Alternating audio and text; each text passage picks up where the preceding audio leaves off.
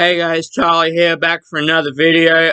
So today I've got a pretty cool show planned for you guys. I've kind of been planning it for a while. I haven't gotten around to doing it yet, but I'm doing it right now.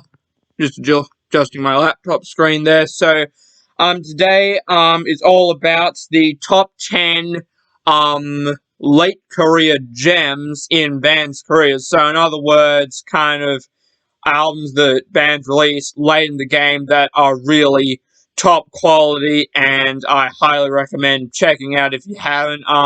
I do know a lot of people aren't really super keen on modern day production values, so kind of stop buying into these bands, but these are albums that I strongly recommend from legacy acts. So I guess the criteria point is the band has to have been around for at least 10, 20 years, whatever.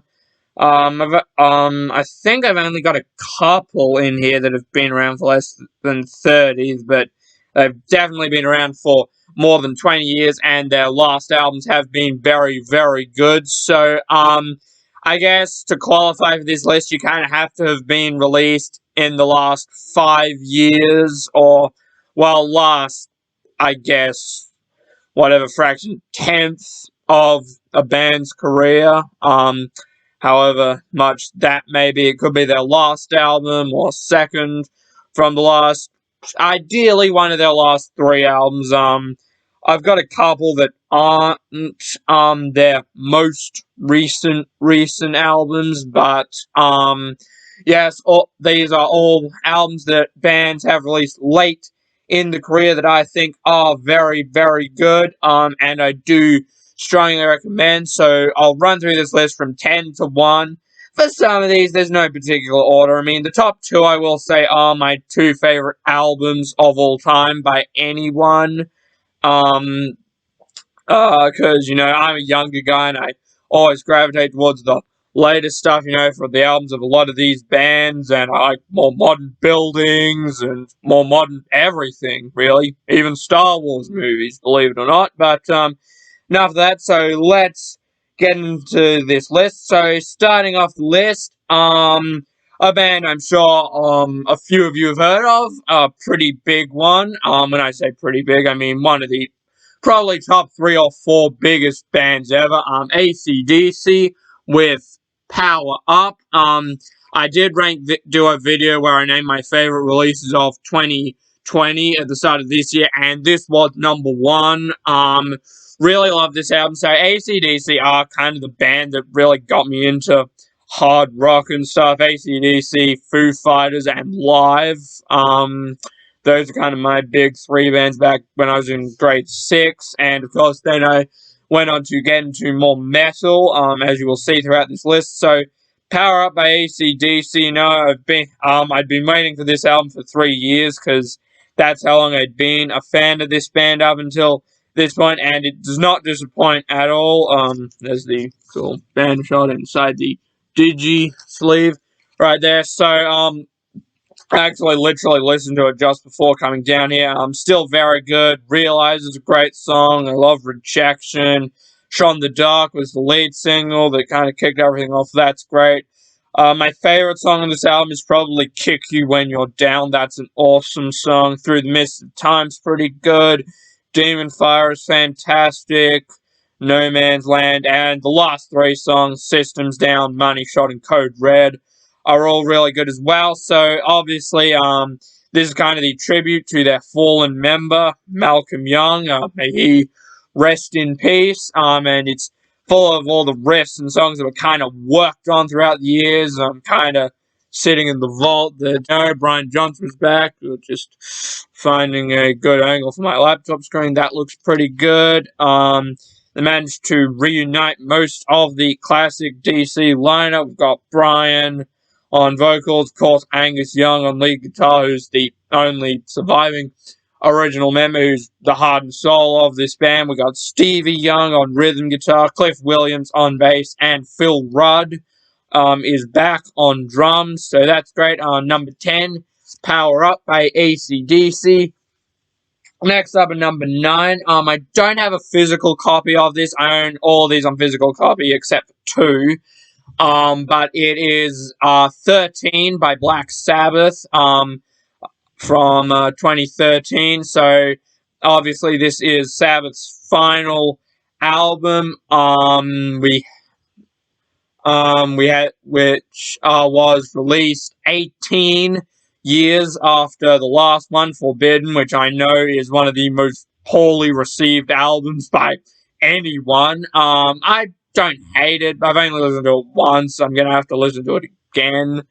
Kind of have a distinct opinion on it, but but we're not talking about that. We're talking about 13. So this was Black Sabbath's first album since 1978, with Never Say Die, to feature Ozzy Osbourne. Obviously they had done a couple of reunions. I think they did one for a Live Aid performance, and they also did one in the late 90s, and they put out the live album with a couple of new songs. But yeah, 13, really good album. We got Rick Rubin producing, and 3/4 of the classic Sabbath lineup. We had Ozzy, Tony, and Geezer. On the drums, they had Brad Wilk from Rage Against the Machine. So a lot of really strong tracks. I love End of the Beginning. God is Dead is amazing. I'd say End of the Beginning, God is Dead, and Age of Reason would all be top 12 Black Sabbath songs of all time for me. I love those. Lone is pretty good. It's got obvious. I know a few people criticized it because a lot of the songs were kind of playing homage to the 70s days because they were trying to recreate that feel. You had obviously End of the Beginning's kind of an homage to the self-titled Black Sabbath song, and the song Zeitgeist, however it's pronounced, is kind of an homage, is kind of a sequel to Planet Caravan, and a few other things. Live Forever is a great song. The last song, Dear Father's really good as well. So 13 by Black Sabbath, really good album. Definitely a great final album for the band. So yes, Black Sabbath 13 coming in at number 9. Right, number 8. Yeah, I've made it pretty clear that I'm a huge Nickelback fan. So number 8, we're gonna go with their most recent album, Feed the Machine. Now, don't turn the video off. I have some reasons for liking this album. So, in 2014, Nickelback released a really poppy album called No Fixed Address, which I know a few people weren't well received. I like that album quite a bit, but that's a whole other kettle of fish. This one, it's kind of a more guitar-oriented, hard rock, heavy sound. Yes, I am saying those things about Nickelback because, like, they're not a metal band by any means, but they are a hard rock band. You know, they do the hard rock, heavy stuff, and kind of the more light and melodic stuff. But if you want some heavy stuff, this is definitely the album to go to. A lot of great songs. I also think the songwriting on this album is probably the best songwriting on any Nickelback album. Actually, I will admit, a lot of their lyrics are pretty juvenile, especially on the 2 albums that came before this, Here and Now, No Fixed Address. Lyrics on those albums, pretty juvenile for the most part, but the songs are great, and the songs are great on this. The title track, which opens it up, is fantastic. I love Coin for the Ferryman. That is a top 2 Nickelback song for me. The riff in that song, just mesmerizes me every time. I could just listen to that and just feel happy. That's the great thing about this band. You know, it's the band you can listen to and it makes you happy. It's got Song on Fire, which is a good ballad. Must Be Nice is kind of the fun song, with funny lyrics. That's pretty cool. I love After the Rain. For the River, Home, Betrayal Act 3 is a really good heavy song. Check that out. And then they do this Betrayal Act 1 thing, which closes it out, which is just like an acoustic instrumental. Silent Majority is a good moody song, and Every Time We're Together is fantastic as well. That's kind of like a Photograph Part 2 type song. So, really good album, great production, pretty heavy. Yep, Feed the Machine by Nickelback comes in at number 8. Right, number 7, no video on Late Korea Gems. Of course, just rearranging my CDs here. Would be complete without The Coffin Train by Diamond Head. I've done a couple of videos on this band prior to this. I did an album ranking, and in January I did a top 15 favorite songs. list. This is my favorite Diamond Head album. It was kind of near and dear to me when it came out in 2019 because that's when I was really getting into this band. Just so many great songs. The opening song, Belly of the Beast, is amazing. Sorry, for some reason this copy I've got came with an extra disc, so that's kind of weird, but anyways, so yeah, Belly of the Beast, amazing. Messenger is fantastic. The title track is really good. It's the only kind of weak song in this album is Shades of Black for me. That was always the weakest song in this album, but even that's not a bad song. It's got the Sleeper Prelude, which is kind of like an interlude song. Yes, that's kind of filler, but the song The Sleeper is great. Death by Design, I ranked #1 on my favorite Diamond Head song list. That is a fantastic song. Riff is great. Serrated Love has a great vocal. The Phoenix is good, and last song, Until We Burn. So, Coffin Train by Diamond Head, really good album. This is the from 2019. This is the second album to feature Rasmus Baum Anderson on vocals. Both the albums with him are the self-titled from 2016 and this album are great, but this is my favorite. Rasmus, great singer. Brian Tatler's guitar playing is really good as well. Great riffs throughout. So, Coffin Train by Diamond Head comes in at #7. #6, now that I have talked about quite a bit on this channel, it's the now second most recent from this band that I'm a huge fan of, because they had their brand new album released in February that I reviewed. Of course, I'm talking about Concrete and Gold by Foo Fighters from 2017. I am planning on doing a Foo Fighters ranking album very, very soon. And I will say, if I were to do one, it would be really hard for me not to rank this at #1. So yeah, I saw them on this tour. That was kind of the first major concert I ever went to. But yeah, I really love this album. Just so many great songs. Run is fantastic. It's got to be top 5 best Foo Fighters song of all time. Top 10, absolutely. Skies and Neighborhood was the other single, which is great. Make It Right's pretty good as well. I love La Di Da. That's a really cool song. Dirty Water, Arrows, Happy After, Ever After, 0 Hours, kind of the ballad on here. This has great Kirsten on production. It's kind of generate the really big sound of it all, like the big guitar sound, the big keyboards as well. I think I give a lot of credit to keyboard player Rami Jaffe on this album. That is playing on this is really good, especially on songs like La Di Da and The Line as well. The Line is a top 3 to 5 Foo Fighters song for me, absolutely fantastic. Sunday Rain is great, and then you get the kind of really slow title track to close it out, with the long break, and then the F You Daryl, and Daryl Thorpe's actually one of the other guys who worked on this album, so that's pretty funny. Really strong album. The lineup's great. Dave's vocals are great.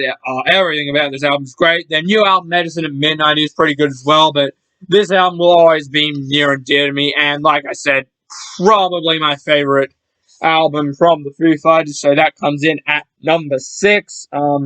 Concrete and Gold by the Foo Fighters. Coming up next, we've got an album that I think is going to be on a lot of people's lists. One of the most well-received albums of the last year by any band. I did a review on it and rated it very highly. Of course, I'm talking about none other than Judas Priest, Firepower. When I watch Judas Priest ranking videos and I kind of read the comments, I've seen people who have this at #1 or #2. It'd be very hard for me not to rank this in the top 3 when it comes to Foo Fighters albums. So not Foo Fighters, Judas Priest albums. So just really great stuff throughout. It's a long album. It's got a lot of songs, but not boring at all. The title track that kicks off the album is fantastic. Lightning Strike is amazing. Evil Never Dies is a very cool song. Necromancer, Children of the Sun is awesome.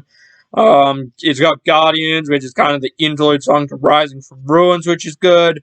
Flamethrower is spectacular.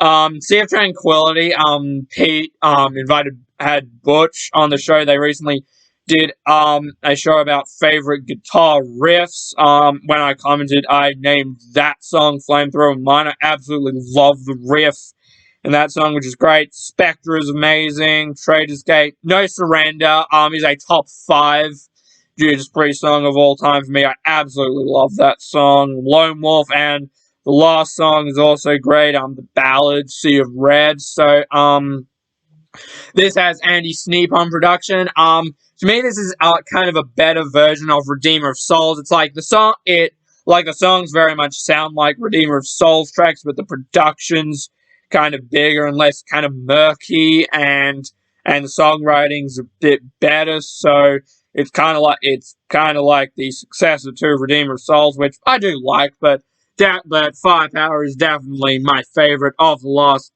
2 Judas Priest albums, and is a top 3 album of theirs of all time for me. So that's why it comes in at number 5. Right, we're cracking the top 5. Firepower by Judas Priest. Right, number 4. One of my absolute favorite bands. There's one, maybe 2 bands of all time that I like more than this band, and I absolutely love this album. It is The Book of Souls by Maiden, so it's their double album from 2015. So it is their most it is kind of an adventurous album for me. I mean, there's 3 songs on here that exceed 10 minutes, which are The Red and the Black, the title track, and of course, and Empire of the Clouds. But so, pretty much all of Iron Maiden's modern albums have been great for me. I am definitely going to do an Iron Maiden ranking soon. It's between this and Brave New World, which is my favorite Maiden album. Usually gravitate towards that one more, but this one would be very close. I'd say this is the Iron Maiden album that I call a perfect album from start to finish. The opening song, If Eternity Should Fail, is great. It kind of starts off with the horns, which is really cool. Spirit of Light's awesome. The Red and the Black is a top 5 Maiden song for me. That is amazing. Really long, epic song. I love When the River Runs Deep. The title track is great. Really moody. I love the atmosphere of this album. It's kind of got like these big, kind of moody atmospheres, which I love. Death or Glory. Shadows of the Valley is another good moody song. I really like the song Tears of a Clown, which is a tribute to Robin Williams, which I loved. In fact, you can watch an interview with Bruce Dickinson when he talks about how his mind was just blown when he sang the song without knowing what Steve Harris wrote it about.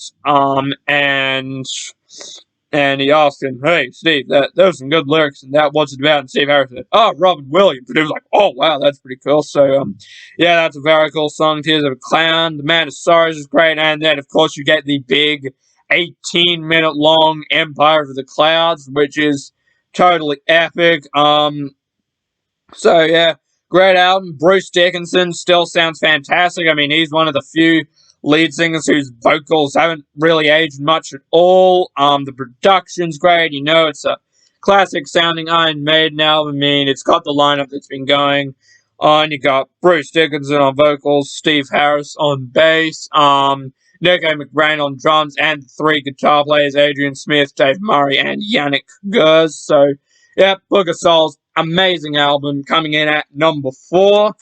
Right, so number 3, we're into the top 3, and my goodness, this video is getting a bit long, so we'll try not to stay for too long. The next 2 albums are both by the same band. It's my favorite band of all time, and 2 of their last 3 albums have been absolutely amazing. I mean, one of them's not very good, but Dystopia by Megadeth comes in at number 3.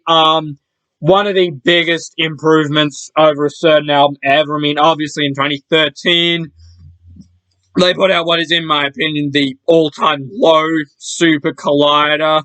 I did an album ranking where I talked in great detail about all the things I like and don't like about that album, because, I mean, it's one of those albums. There's some stuff you really like on it, but then there's some stuff you really hate, and it's definitely the worst Megadeth album. But, obviously after that album, out goes Sean Drover and Chris Broderick. And in comes Chris Adler from Lamb of God. There's the band picture there, which is pretty cool. And Kiko Loureiro, and this just, like everything that was wrong with Super Collider, they just fixed. Like the guitar work is amazing. It's got some of the best guitar playing I've ever heard on any album, period. So musicianship is awesome. The songwriting is much, much better. So yeah, obviously Dave's vocals, just itching my nose a bit there. Kind of waning a bit. He's kind of got that really kind of growly, low voice, but I think it sounds really good. The music on this album is really dark and really heavy. Just so many great songs. The opening song, "The Threat Is Real," is great. The title track is amazing. Fatal Illusion, "Death from Within" is fantastic. That is definitely a top 15 Megadeth song for me. "Bullet to the Brain," "Post American World," pretty cool. I absolutely love "Poisonous Shadows." That's a cool, really dark song. It's got "Conquer or Die," which is the instrumental. "Lying in State's great. Believe it or not, my favorite song on this album, which is a top 3 Megadeth song for me, is "The Emperor." Because I really love that song with kind of all the lyrical stuff of it. Dave Mustaine said that he wrote it about a guy we used to work with who no one told him how awful he was to work with. And I love the lyrics on that. The guitar playing's great. The guitar solo from Kiko Loureiro and Dave Mustaine on that song is fantastic. It's got a cover of Foreign Policy, which for me was always kind of a lame choice for a closer, but that isn't bad. And if you get the Spotify version, which isn't this is vinyl, but you get a cover of "Melt the Ice Away" by Budgie, which is definitely a very appropriate way to close it. I always kind of wish they used that instead of Foreign Policy, but oh well, either way, fantastic album. It's making the top 3. One of my favorite Megadeth albums of all time, Dystopia. The number 2, this is the other one that I don't have anything to show you with. I do need to go out and get it at some point, because, I think I said at the beginning of this video, these top 2 albums are my top 2 favorite albums by anyone. So, definitely very special to be talking about. So, number 2, that number 3 album was the Megadeth album that came after Super Collider. This one, number 2, is the one that comes before Super Collider. It's 13 from 2011. I know this is a radical contrarian pick, but this is my favorite Megadeth album of all time.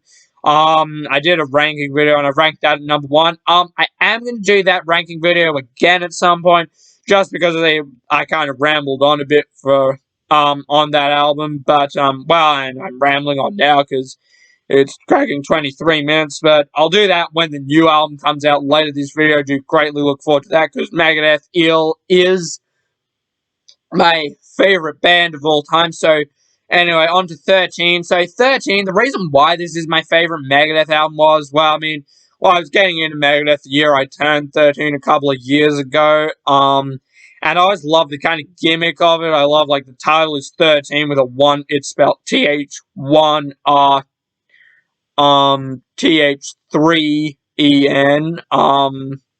Oh, damn it, I've forgotten how to spell it. But anyways, yes, it's got a 1 for the I and a 3 for one of the E's in the title. It's got 13 songs. The last song's called 13, and it's their 13th album. Excuse me, just let me have some water for a bit.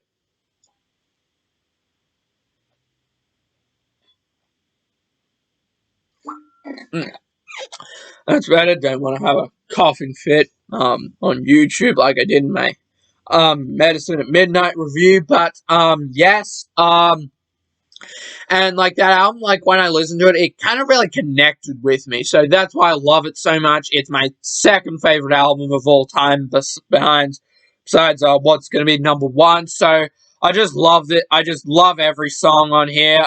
It's got Dave Mustaine on guitar and vocals, David Ellefson on bass, Chris Broderick on drums, and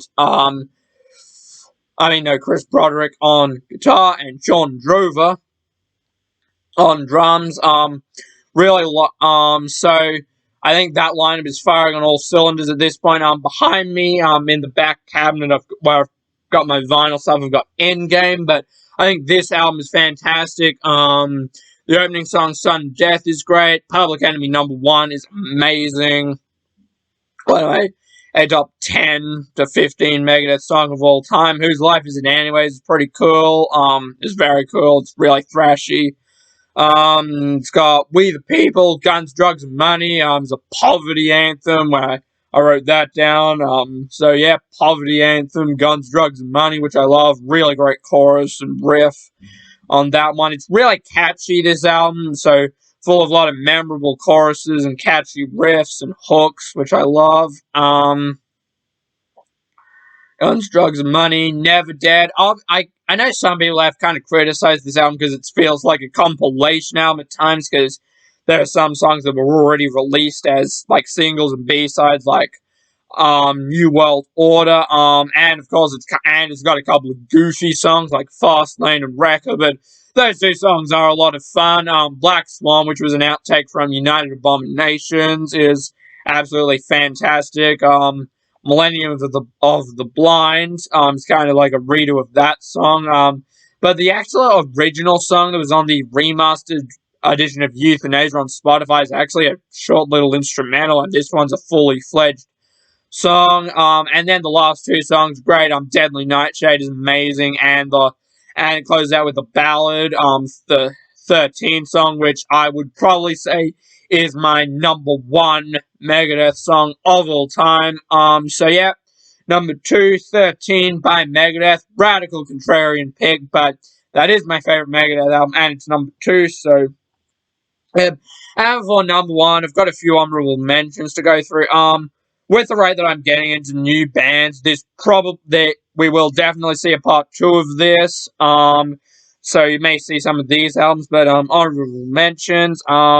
Bon Jovi's new album from last year is really good, 2020. Scream by Ozzy Osbourne's really good and underrated. All of Accept's last 5 albums with Mark Tornillo have been great. You know, Blood of the Nations is amazing. Stalingrad, Blind Rage, but I'd say as far as a late career gem is concerned, we're talking about that because, you know, some of these albums are bordering on 10 years old at this point. The last two, The Rise of Chaos from 2017 and the brand new one, Too Mean to Die from this year, are both fantastic albums, so definitely that. Sol Invictus by Faith No More. One that would definitely rank really high on the next one is For All Kings by Anthrax. Both Anthrax's last 2 albums, Worship Music in 2011 and For All Kings in 2016, have been amazing. They are working on a new one, so really look forward to that. But For All Kings, amazing, amazing album. And Michael Schenker Group's brand new album, Mortal, is really good as well. So that's my honorable mentions. Now it's time to deliver my #1. It's my favorite album of all time by anyone. It's Hardwired to Self-Destruct by Metallica. This is also a double album, so I'll just show those cool pictures and then this. So yeah, I just absolutely love this album. It's my favorite Metallica album, my favorite album of all time by anyone. To me, this is just such a perfect album from start to finish. You know, it's got the title track is really fast and thrashy. Atlas Rise, Now That We're Dead. Moth into Flame, amazing. That's about Amy Winehouse, actually. Dream No More is a really cool doomy one. Halo on Fire is my favorite Metallica song of all time. Just absolutely love that. Kirk Hammett's guitar, it's got a really cool heavy intro, great verses, great chorus, and Kirk Hammett's guitar solo at the end is fantastic as well. Then you get Disc 2, Confusion, Man Unkind is a great underrated one. Here Comes Revenge. A lot of people kind of criticize Am I Savage. I think that's a fantastic song. I like that a lot. Just really good heavy riffs in that one. Murder One, which is the tribute to Lemmy.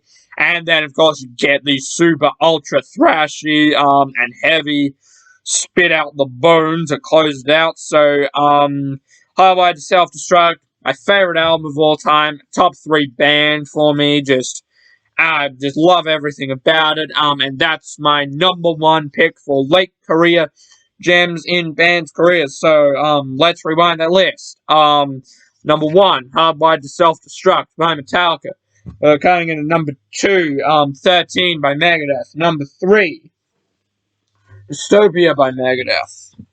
Number 4, Book of Souls by Iron Maiden. Number 5, Firepower by Judas Priest. Number 6, Concrete and Gold by Foo Fighters. Hey, the Gatefold one more time. Really love Gatefolds on vinyl. Number 7, Coffin Train by Diamond Head. Number 8, Feed the Machine by Nickelback. Number 9, 13 by Black Sabbath. Well, I've got 2 albums called 13 on this list. 13 by Black Sabbath and 13 by Megadeth. And number 10, Power Up by AC/DC. So yeah, that was my list of top 10 late career gems by bands you love. Hope you enjoyed it. So yeah, stay tuned for more videos. I was planning on doing a top 10 Phantom Elite songs list sometime soon. Gonna do album rankings for Foo Fighters, Iron Maiden, and Nickelback. At some point, so yeah, gonna hopefully do a fair few shows in the holidays, which are coming near. Also my birthday's coming up today, next week on Wednesday. That's gonna be great. So yep, stay tuned. See you guys later. Bye bye.